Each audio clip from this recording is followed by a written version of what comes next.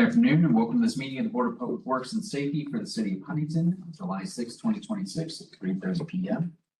We'll call the meeting to order, begin with a roll call. Christie, Mayor Strick, present. Daniel Albertson, Present. Megan Bombrake, Present. Ian Lindsay, Present. Anthony Lisnickia. Present. Thank you. And having established a quorum for the conducting of city business, we'll move on to the first item on the agenda, in consideration of the June 15th minutes. Is there a motion to bring those to the floor for consideration and adoption as submitted? So moved. Second. Motion and second. Further discussion and consideration of the minutes. Not seeing or hearing any at this time, we'll call the question in favor of the adoption of the minutes as submitted. All those in favor indicate by saying aye. Aye. All opposed, same sign. Motion carries. The minutes are adopted. Not aware of any old business before the board today. We'll move along to consideration of new business. The first item is regarding a block party on July 18th, 2026. Is there a motion to bring Goldman Block Party to the floor for consideration and authorization? So moved. Second. A motion and second. And do we have a representative from the neighborhood here? Right here. Welcome back. Thank you. Nice to be back. Hope to do this continually, hopefully, but unfortunately, Terry passed away. I don't know if you were aware of that or not, but Sorry to hear so that. instead of a block party per se, we're still gonna party, but I mean, it's gonna be more of a memorial than anything. Yeah. So I'm sure you guys were all aware of his passing, so. Knew it was pending. I hadn't heard it occurred. So my condolences to the neighborhood, and I think it's a fitting way to carry on his memory and legacy. So, any changes to the layout or the logistics? No, everything's pretty much the same.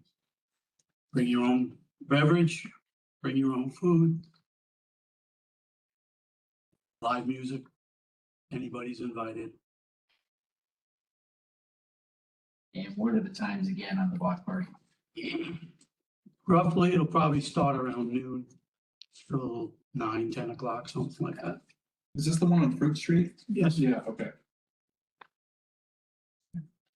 Other questions or discussion by board members? Are we closing a road for this? Yes. Yes, between Margaret and Kins. Okay. Is this the third year? Yes, Or has it?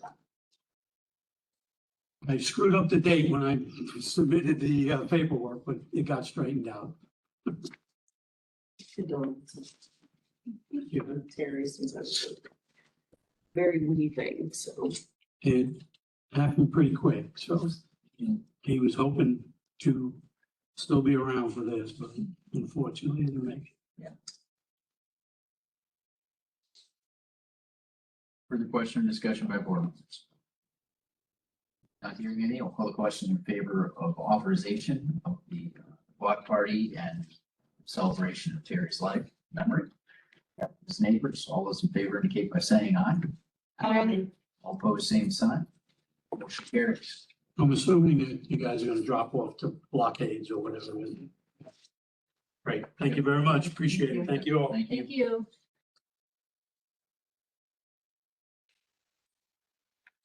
Next item under new business is regarding the 4-H fair, July 22nd to the 31st this month. Is there a motion to bring that to the floor for consideration and authorization? So moved. Second. A motion and second. I don't think. I don't think we've got anyone from the 4-H board here that can speak to it. But again, this is a pretty standard occurrence for us, pretty typical closure. Really, it is just the one road there to allow folks going back and forth between the parking. So That's Evergreen. Agree on the backside, yeah. Do this all the time.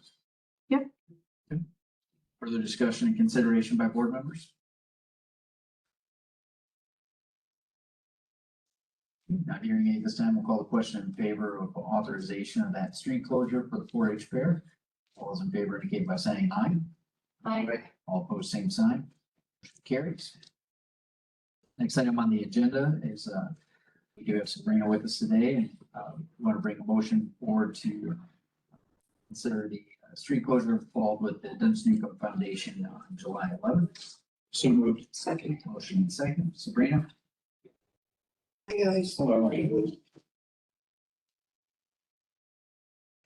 So, it's the 5th year now. But I'm just asking to have it closed from Warren to Jefferson like I do every year. We're doing a cornhole tournament. We have a Euchre tournament that's gonna go in Legends. The pool tournament will be in mine. We opened it to vendors like we always do. I will be selling petunias out in front.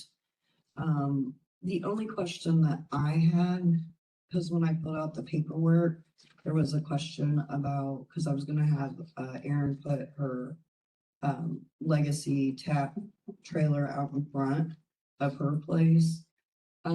Was something about another form for selling stuff outside, but with Dora, I guess I was confused. I don't know if that's an old form or, No, my understanding is Dora only authorizes, brick and mortar sales. If it's a trailer or catering to that effect, I think it still has to go through the ATC authorization process and additional paperwork. okay, I'm seeing a nodding chief police in the background here.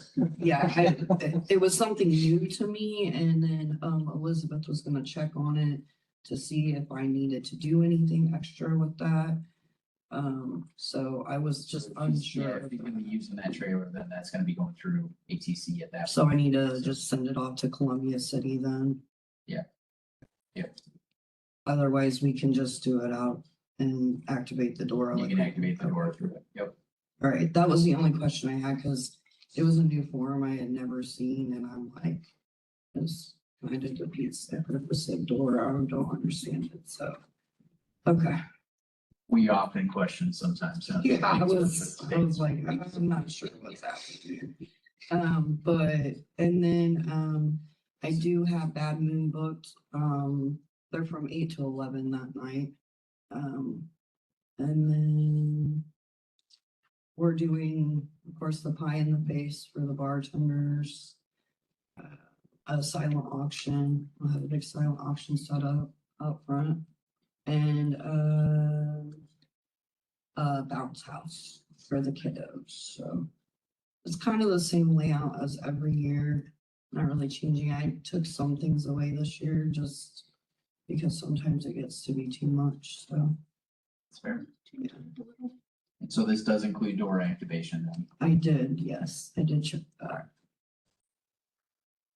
Like I said, I just wasn't sure because I had talked about doing the trailer with her, but if it was gonna be a big thing, I was like, okay, I'll just stick to the door.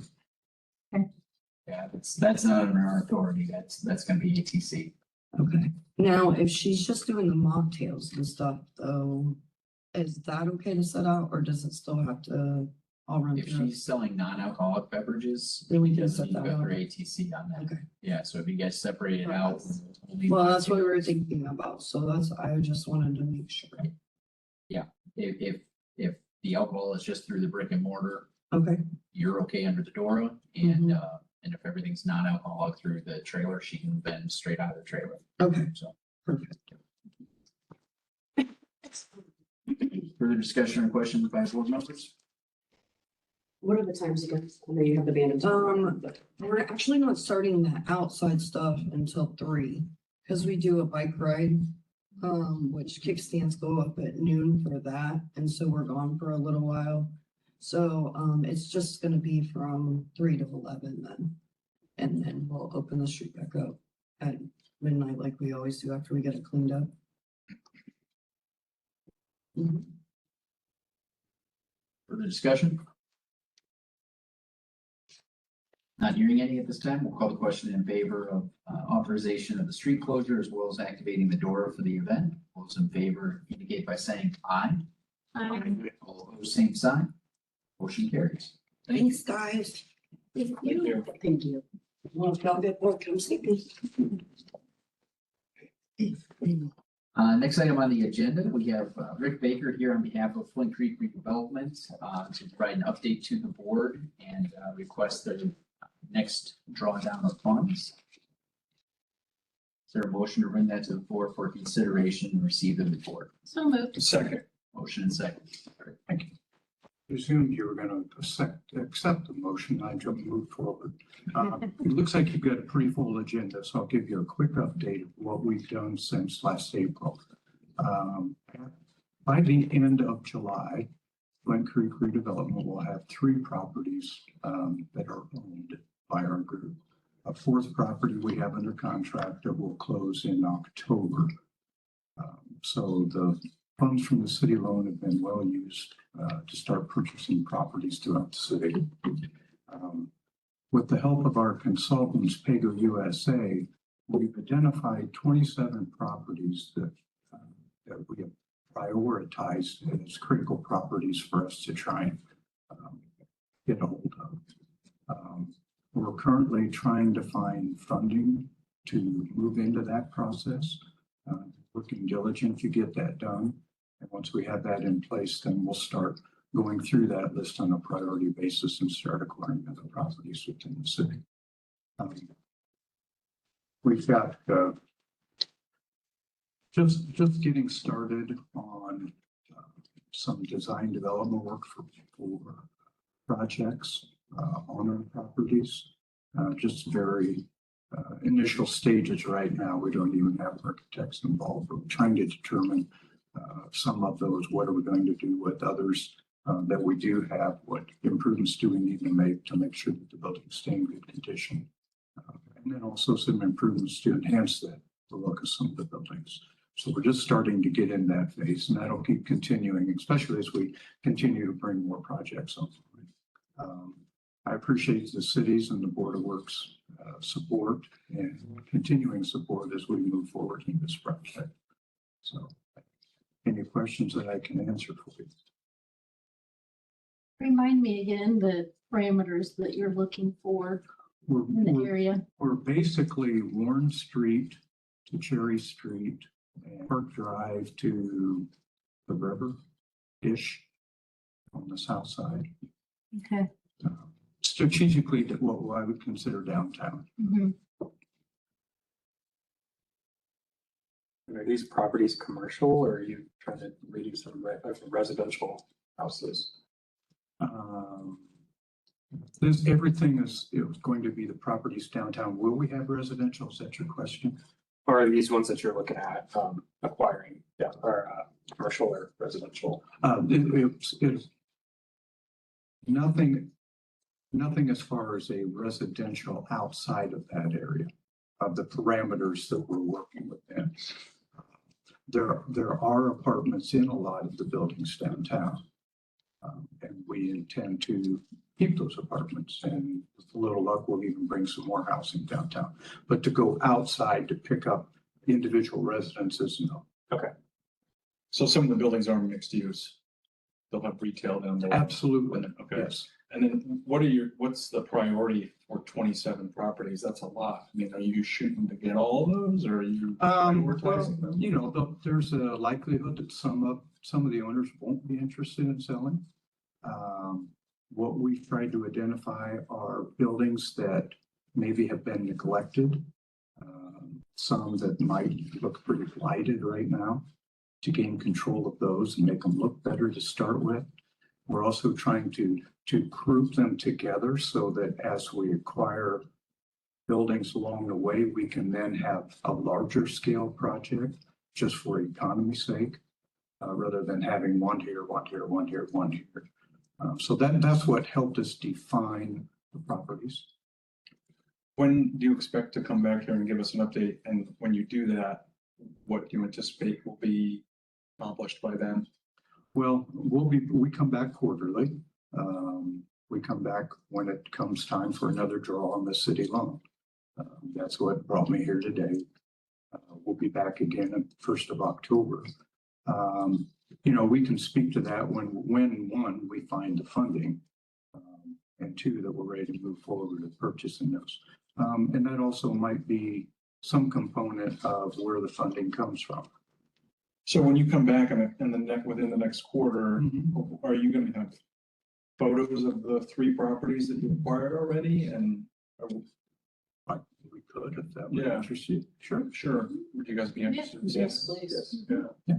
We can do that. Yeah. And give you a look at exactly what we have acquired today. Yeah, that'd be Yes. great. Okay, sure.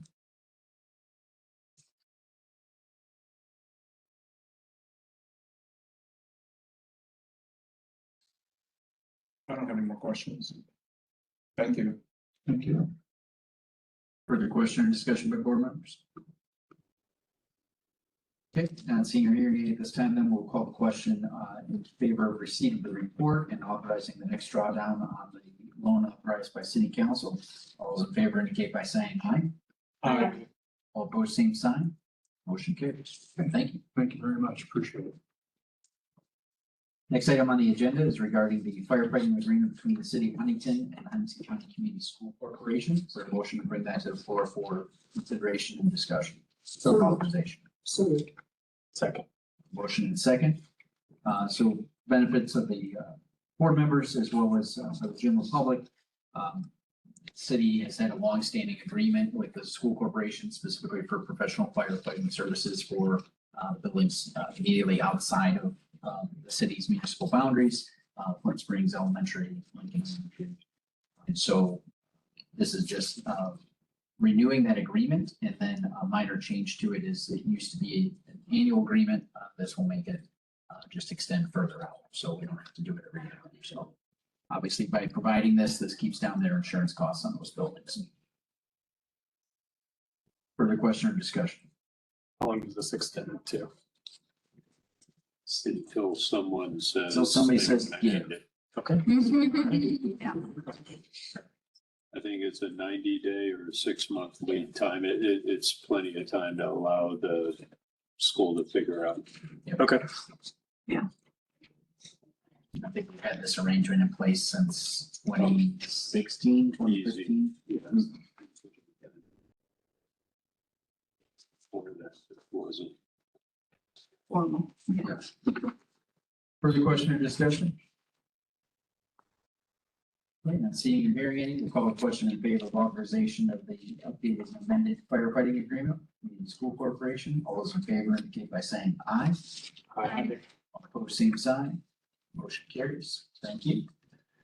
Next item on the agenda, we have Superintendent Bishop here with us to present a slurry seal agreement with Pavement Solutions. Is there a motion to bring that to the floor for consideration and authorization? So moved. Second. Motion and second. Good afternoon. What you have before a phase didn't circulate copies. Sorry about that. So we have an agreement here with Pavement Solutions to do a slurry seal on Derringer Drive, Leba Lane, and Ash Street. We've used them in the past. They did McGann Street back in 2022. And then in 2023, we did Gardendale. So this agreement is for $99,435.50. Ask for your approval to have the mayor sign this agreement. Board members, for your benefit, ultimately Ash Street is on the list for significant reconstruction that requires quite a bit of lead time and design, working with the utilities. So with that, this will get us another 2 to 3 years of life out of the road and improve the driving conditions out there for the residents. So it's a very intentional and strategic Band-Aid to get us into a long-term solution. So further question or discussion? Repeat those again, please. I got Derringer. Streets, Yeah. Derringer, Leba Lane, and Ash Street. Okay. You've used them before? Yes, You've been happy with what they've done? yes, Right. yes, they've done great work. And like the mayor alluded to, I mean, Ash Street, we're slated to do a major renovation, but this is just, holding everything together. It's gonna tighten up everything, put a new surface on there that a lot cheaper than doing a hot mix Right. asphalt pave. Okay. Thank you. Further questions? Let's see your hearing at this time. We'll call the question in favor of authorization of the agreement with Pavement Solutions. All those in favor indicate by saying aye. Aye. Opposed, same sign. Motion carries. Thank you. Thank you. Next item on the agenda is a speed limit change recommendation for Indian Ridge. Is there a motion to bring that to the floor for consideration and authorization? So moved. Second. Motion and second. Chief, welcome. Hey, good afternoon. Give you guys a little background as to what's brought me here today. Here at the start of summer, this young lady behind me here, Judy Klein, she's the HOA president out at Indian Ridge, and she reached out to me and we had a nice discussion regarding the speed limits within this neighborhood. As you guys are probably well aware, Indian Ridge has been one of our rapidly growing neighborhoods in our community. And that new neighborhood has since, tied into, as Kevin has up here on the screen, the older, more established Felt Street, Little Turtle and Chief Turtle in those areas. So traditionally in that neighborhood, because the signage has been unposted, it's been a 30-mile-an-hour speed limit. We did have one sign, actually, I'm sorry, two, as you can see on the map there, on Felt Street that were 30-mile-an-hour signs.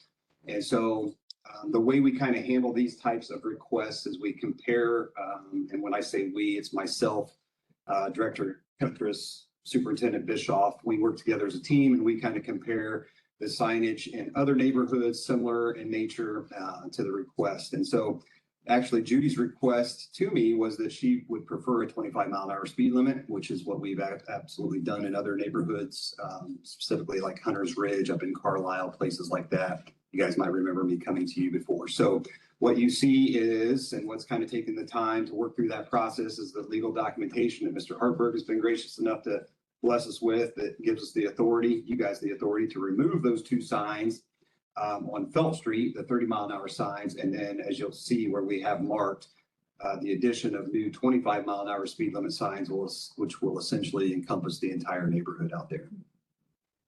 You guys would like to hear from Judy. I think she would love to talk to you today as well. Sure. Judy, would you like to step up? Thank you. You're very welcome. Much. Welcome, Mayor. Ms. Klein, could you state your name and address for the record, I please? will. Judy Klein.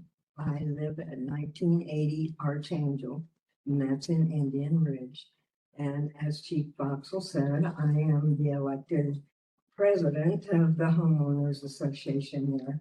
We are a growing community. We have 138 lots with 135 residences. Most of our residents have or use their garages for storage. And because of that, they park their vehicles on the driveways. The driveways are not very large, so 2 vehicles is about all they will handle. Therefore, many of the residents park vehicles on the street and many have pickup trucks. So at any time of the day, evening, holidays, weekends, you're gonna see vehicles parked on both sides of the street. And I've been there 4 years and I've held my breath every summer that some child is not going to run out there between cars and get hit. We have never, other than the 2 30-mile-an-hour signs, has any speed limits signs for people. So they kind of made their own rules. And we see a lot of delivery vehicles, city vehicles coming into the area, and they are moving a little bit rapidly. So you all are aware where Indian Ridge is right. Okay, do you have any questions that I might be able to answer? Then I would did you have a question?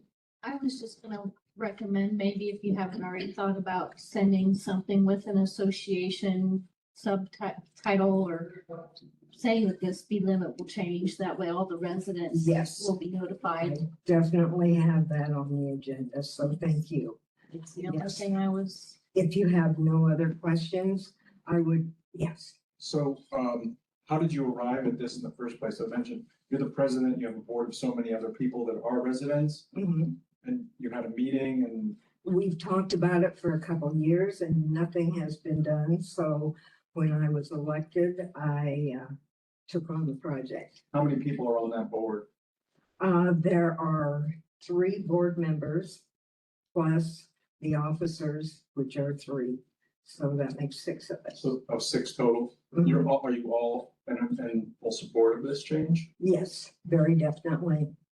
And what the feedback that they're getting from their neighbors is mutual? Mutual. Like I said, in past HOA meetings, it has been discussed. Nothing's ever proceeded forth. And so that's one of the projects I took on. Thank you.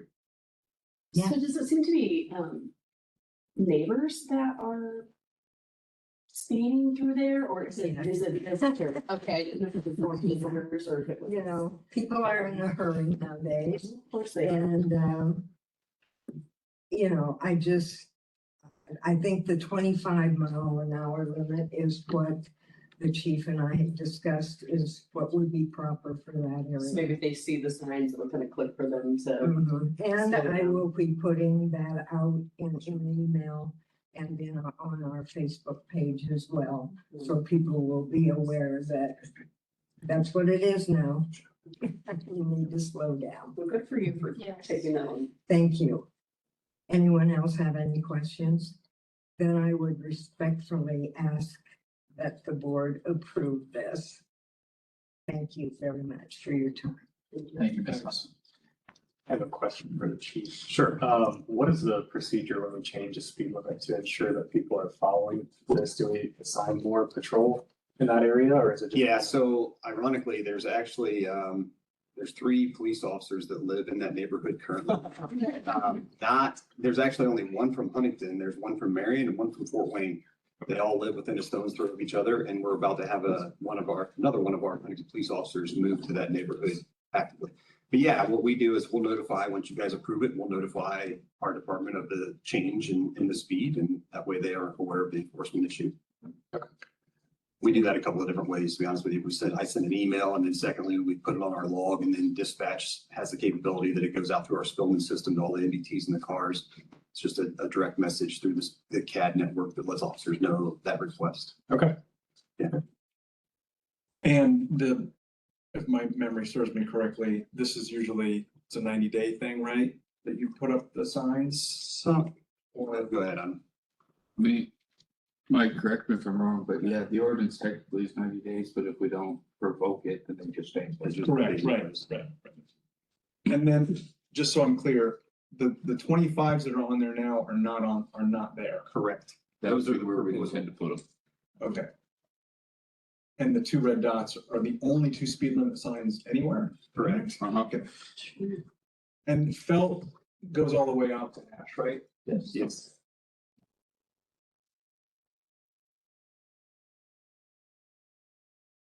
So essentially, you'll see that we try to hit the entrances, right, the 3 main entrances, and then, Elias Murray is what Judy and I had specifically spoken about, just because it's kind of at the back of the property and it's a straight shot from one side to the other. That's why we proposed, the signage back there as well. What's the speed limit of Ash? And it's just 30 mile an hour. It would stay the same. Though the road conditions there would suggest you might. 30 miles an hour. Yes. Yeah. Further questions regarding the request for speed limit changes in Indian? Okay, not hearing further discussion or questions regarding this, then we'll call the question in favor of the request to change the speed limit and post the additional signage required for this change and monitor for the 90-day trial period. All those in favor indicate by saying aye. I am.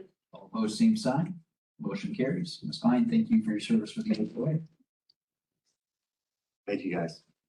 Thanks. Next item on the agenda is a Duke Energy agreement for pole replacement. Is there a motion to bring that to the floor for consideration and discussion today? So Second. Motion and second, Director Cutters. Yes, what I actually have for the board, there are 4 Duke Energy pole replacement agreements.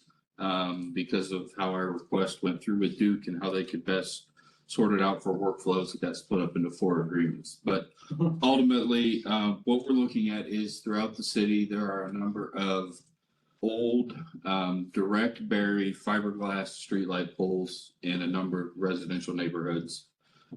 We had a specific request from a resident on Quail Run about the condition of the fiberglass poles in there and how they're splintering. The fiberglass has come through the paint. So now if you touch the fiberglass poles, you get fiberglass shards through just normal wear and tear. They're starting to erode around the base on a lot of them.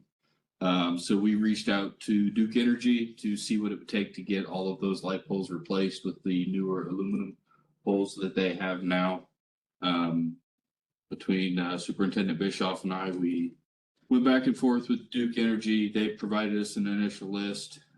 We added some, subtracted some. But ultimately, we believe we've covered all of the existing fiberglass poles. And these agreements would be direct replacements.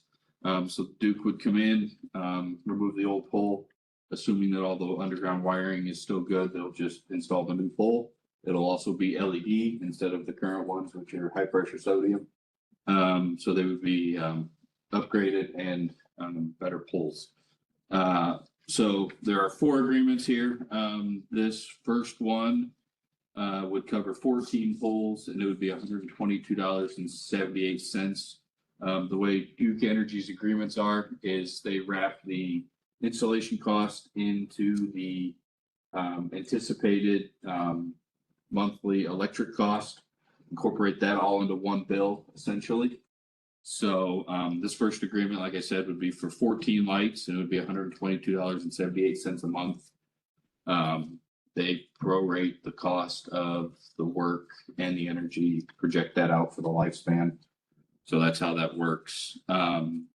Second agreement would be for 51 poles at $447.27. The third agreement is 59 poles for $517.43. And the last one is 45 poles for $394.65. Like I said, this covers a number of neighborhoods, some of which are actually in Indian Ridge, Quail Run, Northway subdivision. There's a few scattered randomly throughout the city. And then there's several in multiple of our parks that are also being replaced as part of this. So they didn't entertain any other questions, but my recommendation would be for the board to authorize the mayor to sign all of these agreements with Duke Energy so that we could work on getting these poles replaced. What's the timeline from Duke? They have not given us a firm timeline, but based on past experience, it'll take them a couple of months to get ramped up and then they'll turn their contractors loose on it, and over a period of a week or two, they'll just get done. Okay. How many, this isn't all the fiberglass poles. These, to the best that Tim and I have been able to determine, it's all of them on city property or on public streets. There are still some in private areas that would not be a part of this, but it would be all the public ones. So these are 4 separate projects. They're gonna treat them as 4 separate projects. It's more so for a workflow thing for them from what they explained to us. Locations. They did somewhat try to group them. Mainly all of the parks ended up in one agreement, so they're grouped in that way. But then the other 3 are somewhat clustered. Is the pole swap 1 for 1? Are you going back with aluminum or steel or? Right, yes, it's 1 for 1 and they would be aluminum. The new So ones it'll would be look the aluminum. same? They're the same black. The fixture at the top is almost identical. It's not 100% matched, but it is very close. And the new ones are LED. Have we replaced any of the fiberglass poles that you're talking about with LED poles at all? There might be 1 or so in the city, but that's only because it got damaged through either a car accident or something and it got replaced that way. They're not like overly bright or? No. Nope. Okay, They picked the LED equivalent for okay. the wattage that they are now. It is still gonna feel brighter. Yes. When near them. I know. But yes, they're actually the same. Yeah. Objective science and the lived experience are different things. I live it every day. Thank you. Further question or discussion regarding the recommendation on the agreement with Duke Energy? Okay, not seeing or hearing any, we'll call the motion in favor of the recommendation. All those in favor indicate by saying aye. All opposed, same sign. Motion carries. Thank you. Next item on the agenda is regarding an animal control ticket dispute. So we have Ms. Deanna Albertson here to present to the board, and Katie on behalf of Animal Control. Is there a motion to bring that to the floor for consideration by the board today? So moved. Second. Motion and second. Ms. Albertson, I invite you to step forward and state your name and address for the record, and then share a little bit more with the board about the substance of the matter and your concern and what you're requesting as a fair resolution. Okay, my name is Deanna Albertson. I live at 405 East Franklin Street here in Huntington. And we just came today because we got a fine last week, I think it was. But we just wanted to prove that we do take care of our cats, and I looked up the definition of failure to provide proper care of an animal. I'm not going to bore you with all the details, but basically, legally, it's not taking proper care of an animal or animal neglect, like no food, no water, no shelter, no medical care, and that kind of, it's kind of the obvious and stuff. I also looked up a lost cat is generally not considered neglect on your part because accidents do happen. So Bella is one of our cats, and she was adopted from the Humane Shelter last fall. And to be fair, she struggled at first because we also had 2 kittens, and she was definitely the queen, and because she was older, and the kittens were, I'm gonna guess, like 3 or 4 months old maybe, so they were very kitten. And but she claimed her territory and let Ozzy and Sharon, those are our kitties, know that she was the boss. And over the winter, she adjusted and was fine. And she would curl up with me. And as a matter of fact, she was my personal heater this winter when it was freezing. And in April, I flew out to California because my cousin passed away. And at some point that week, she managed to get out. And we looked all over the neighborhood for her, but until a couple of weeks ago when the Humane Shelter called, or actually, well, it was a week ago, Saturday, actually, that we'd given up that we could find her and stuff. And they said that she was found over by the New Ziggy's, which kind of floored me. We never looked there. I would have never looked there. And so all of our cats that we've had, including Ozzy and Sharon, go in and out all of the time. And so we feel that like trying to make us pay for a fine for doing something illegal is just ludicrous. We always have had food, we always have water, we always have shelter, and we've absolutely never abused our cats in any way, shape, or form. We also know for a fact that we are not the only people who've had pets escape or run away. And I'm also, I can't prove this, but I'm pretty darn sure that everybody who's lost a pet or a pet has run away or whatever has not been fined. As a matter of fact, one of our neighbors, they've lost one of their cats and they can't find him either.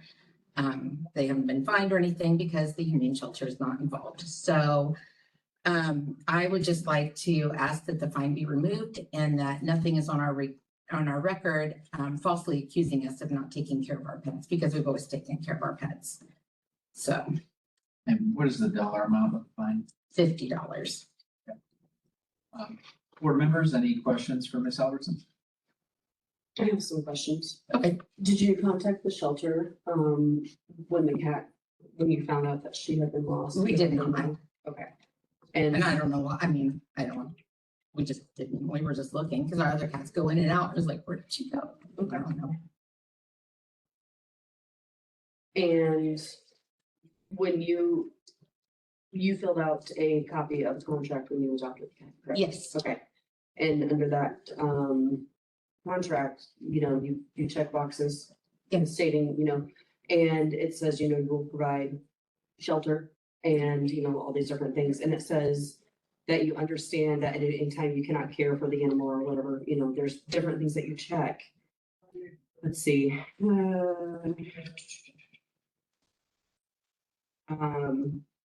It says, I agree to not allow them to run at large or whatever, and cause a public nuisance. I understand that the cat got out, but these are different things under here that you check. So I feel you know, it's written in here that you check these.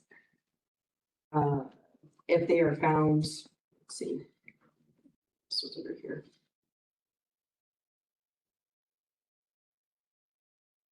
On an animal at large or otherwise creating a public nuisance. It says you will not allow that. I mean, you don't agree.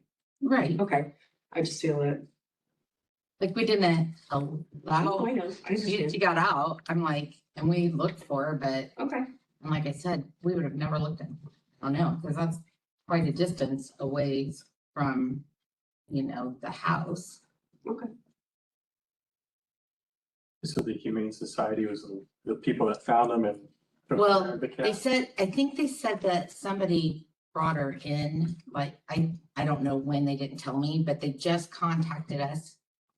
They called me at work last Saturday, a week ago Saturday, at 3:30, and then was like, well, you have to come and get her right now. I'm like, I'm at work, you know, and stuff. And then there was, well, then you're gonna pay extra, blah, blah, blah, blah, blah. So I called my husband and daughter because they were at home.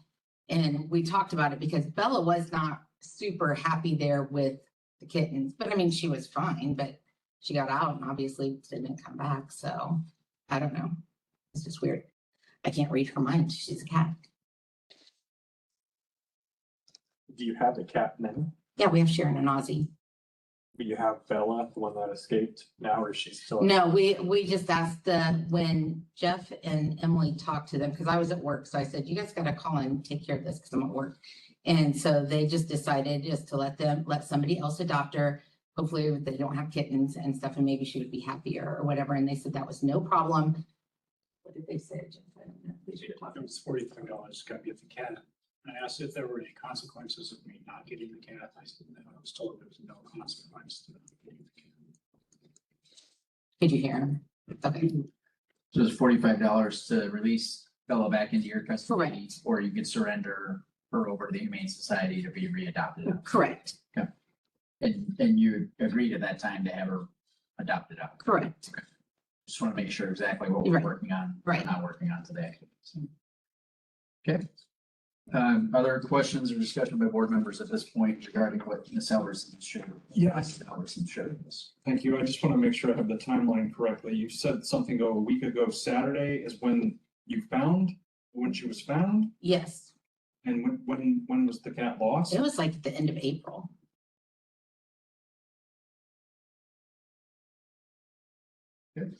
Thank you. Like all of our neighbors, where everybody was pretty new, you know, but she wasn't anywhere, so. Thanks, Mrs. Alverson. The board may have further questions for you. You're welcome to have. Okay, thank you. And then we do have Katie Hudson here with us today on behalf of the Humane Society and the Animal Control to share from their perspective on why they felt the need to assess the $50. Go ahead and share. Good afternoon. Thank you so much for hearing out this consideration. So first and foremost, this is not the first incident that we have had recently with the residents and the homeowners regarding pet care. So our first incident happened in the month of March of this year, where we found 9 deceased cats on the property and that were in various states of decomposition. We can only go off of what we were told of how they all ended up on the property deceased. But we do have reasonable suspicion to believe that they may have been poisoned based on some of the neighbors' commentary of what they had seen and heard over the last couple of weeks. At that time, we did choose to simply educate the homeowners on proper pet care in regards to what is and what is not acceptable in terms of proper disposal of bodies of pets on their property. And so we did not issue any citations at that time, despite having, again, a reason to seek additional citations as well as charges for that incident. That is first and foremost our approach to animal control. It is education first, and we believed at that time that was proper education, and so we left it at that. Now that we are engaged a second time in a matter of 6 months regarding pet care, That is where we decided that a citation of a minimal and a nominal value of $50 is appropriate in this regard. I think where the discrepancy that we're misunderstanding here is that in the citation book simply in words writes that it is failure of care, of proper care. But 9102 in terms of your ordinances encompasses more than just simply providing food and shelter and water. We are the first and foremost group to understand that accidents happen, right? And so there can be reasonable steps called. And I think you asked, did you make a report? Did we go searching for this cat? This cat has now been missing for 3 months. This cat was ultimately discovered in Ziggy's parking lot, interfering with their business. And so they did call animal control. That's when we scanned for a microchip, determined that this was one of the cats that we adopted out. And under 9102, we did cite 2 different incidents. One for the cat to be failure to restrain. And then also the second one was that it does not become a public nuisance. So it had nothing to do with the food, water, shelter of that cat. It is simply that it is becoming a public nuisance for a business and that it is not restrained. And so we did indicate to the owners of the cat that we were in possession of the cat on Saturday. They did have the opportunity to reclaim the cat. We do charge a reclaim fee of $25 for the first incident plus $10 a day that the cat is there. They have up to 3 days to reclaim, at which time the owners indicated that they had no interest in paying to reclaim a cat. So we would ask that you, respectfully uphold the citations that have been issued, because again, this is not the first incident that animal control has had with the residents regarding pet care. And as a tax-based organization, utilizing our resources and time multiple times for the same regard, we do have to recoup some of those funds on behalf of the city. Any questions for me? You said something about the 9 deceased cats. Yeah. That was a phone call the shelter got to go look? A resident happened to be walking by and could see a pile of deceased cats through a fence line. And then upon further inspection of the property, we found a multitude of cats. And what is the date of that incident? March 31st, 2026. March 31st. Yeah.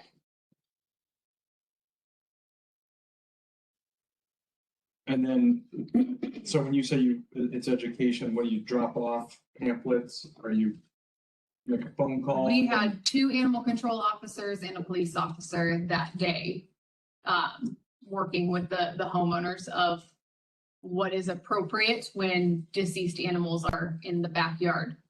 On that day? On that day, yes. Okay. Yep. And then, same thing, when we adopt out the animals, we have that contract. Again, that is an education-based contract to say that when you adopt an animal, you are agreeing to uphold proper care and follow the ordinances related to that animal you're adopting. I would imagine your officer and the city officer had some sort of report that they did from that walkthrough incident? Okay. Yep. And then the date that the cat was found, that was on Saturday? That was this past Saturday. Yes. Okay, and the phone call was made to, Animal control from a Ziggy's employee that found the cat in the and parking then lot. the agent goes out there and gets the cat, you scan it, and then you called the owners who were associated with that chip that day? Yes. Okay, so it would have been July 3rd. Yep. No.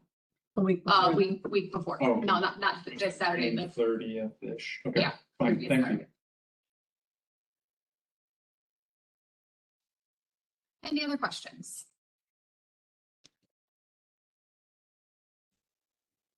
Thank you, Kate.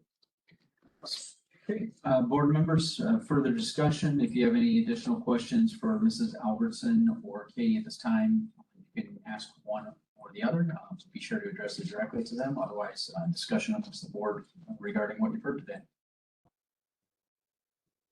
Can I say something like about those 9 cats are not ours? If it wasn't relevant for you to bring it up in your original comments, Well, I didn't know that we were discussing that. I thought we were talking about Bella. if you go ahead and step forward to address the board regarding the 9 deceased cats. So I'm not 100% sure what the humane shelter's, job is, but we called, I can't tell you over the past however many years about the feral cats running the neighborhood. You can talk to all of the neighbors around us and stuff. There's been a million and stuff.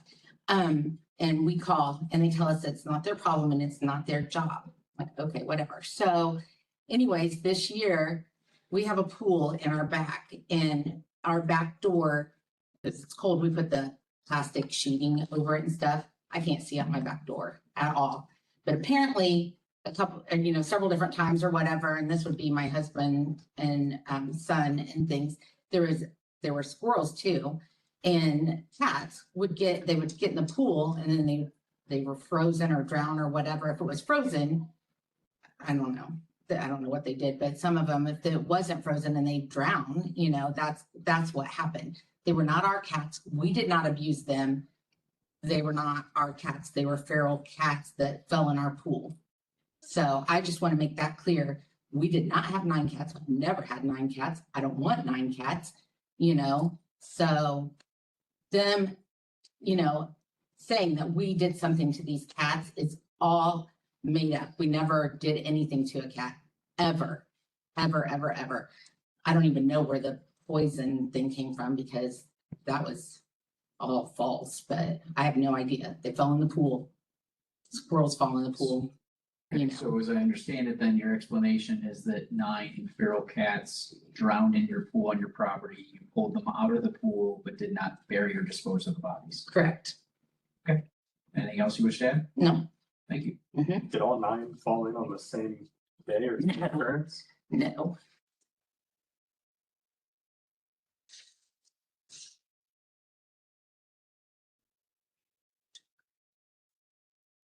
So board members, again, under the city statute and the contract agreements that we have with the animal shelter, and based on the code, they ascertained and had one of our officers there deal with it as well and determined that at this point, Bella had constituted a public nuisance and then in their judgment assessed the $50 citation. The question before us today is whether or not to uphold that or not. So.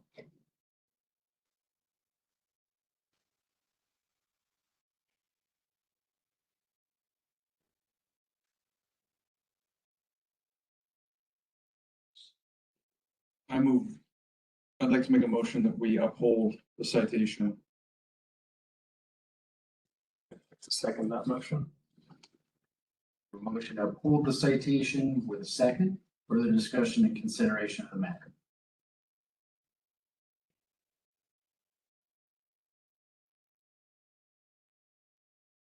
Can we address Mrs. Albertson, or is this just between the board? This is just the board's matter to decide whether or not we uphold the citation or not. Okay.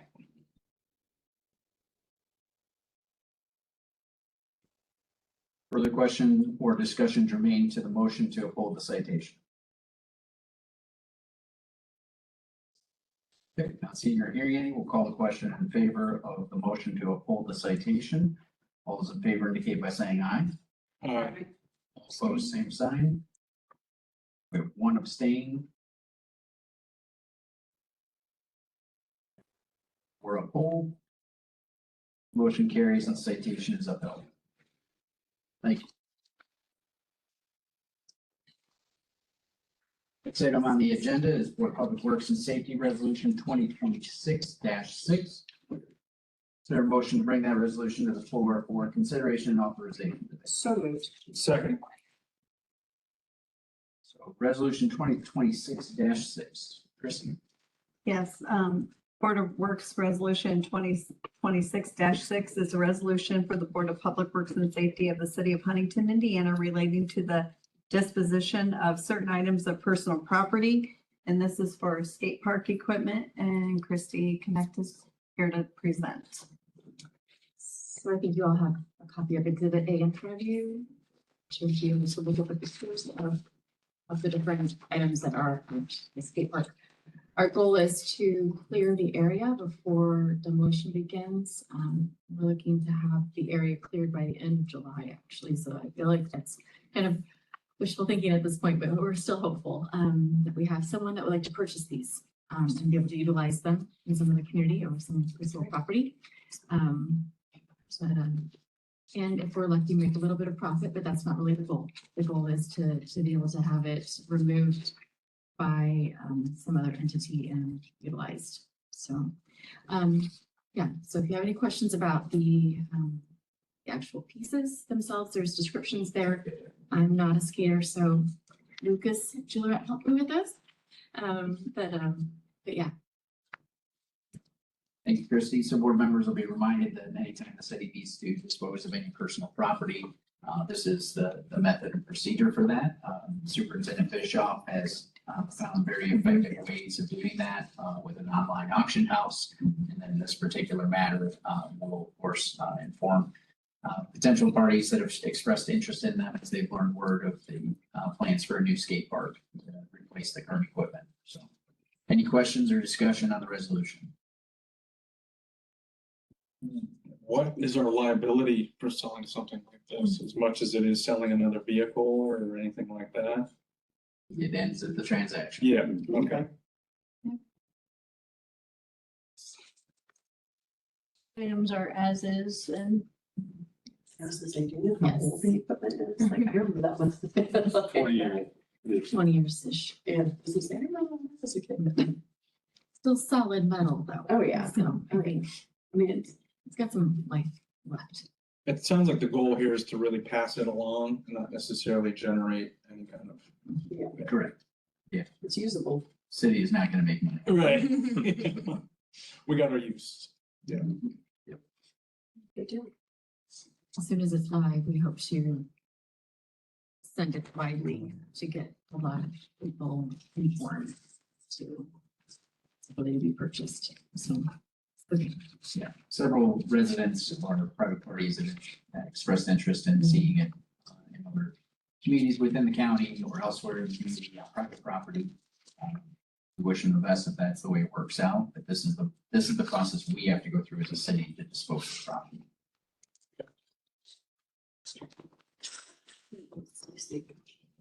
So then you expect to have everything sold by July, so that they're gonna start demo of that area in August? The goal is to have demolition begin in August, yes.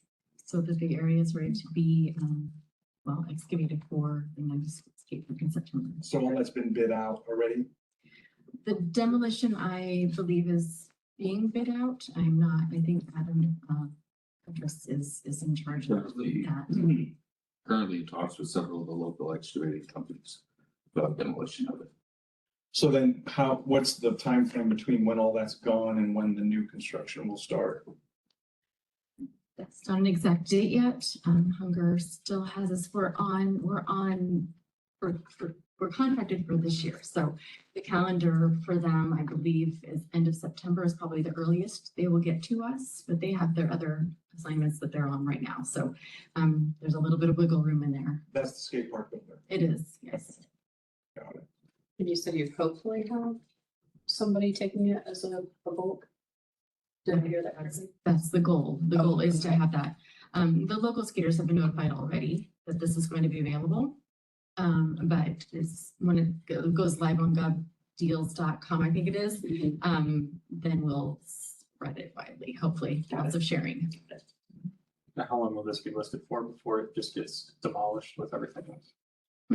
It's probably a good question. And I'm not sure I've considered that one yet. I'm guessing mid-August is as late as we could possibly go before we would have to take it apart ourselves. So that would be some work we don't want to do if we don't have to. Mounted to the concrete? Yes. And just sitting there? Oh, no. They're bolted in. Oh, they are bolted down? Yes. Oh, okay.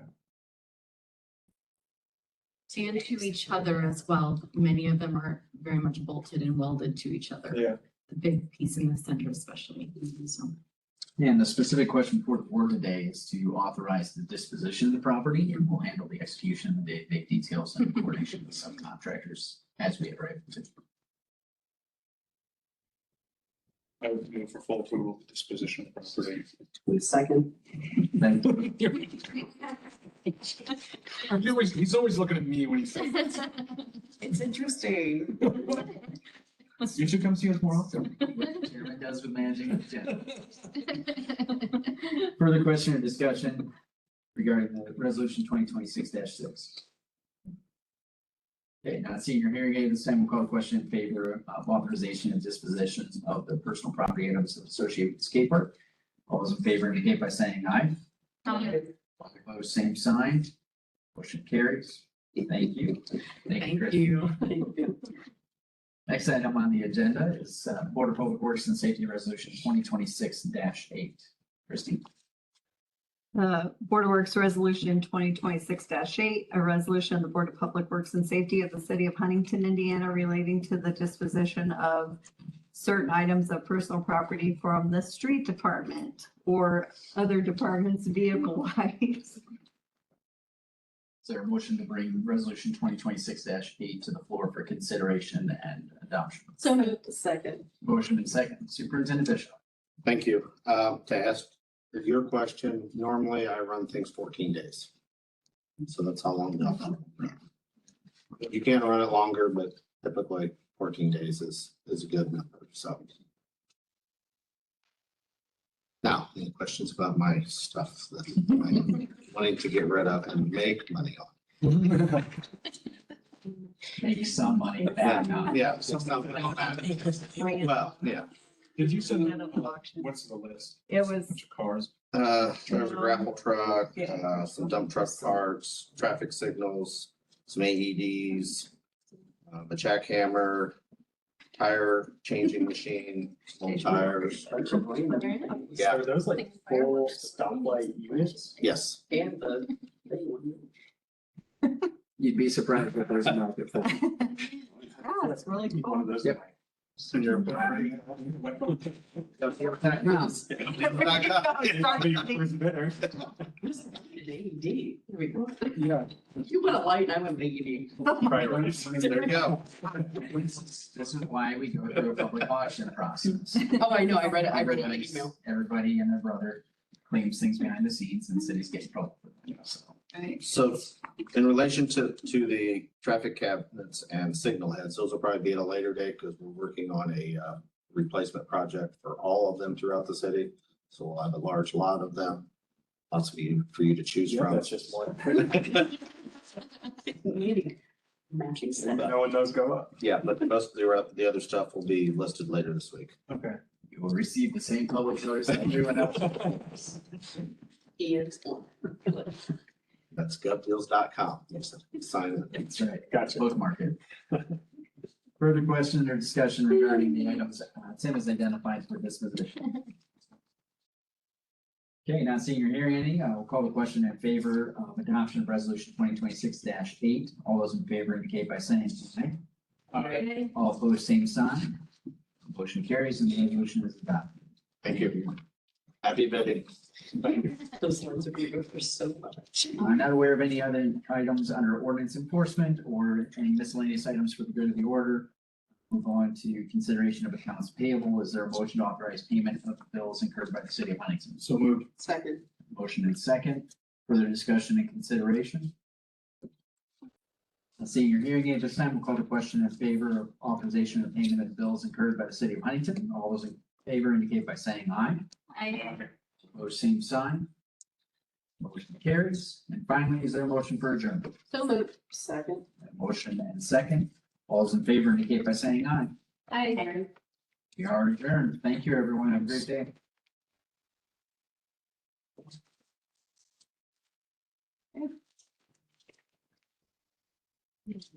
They Just gotta keep it.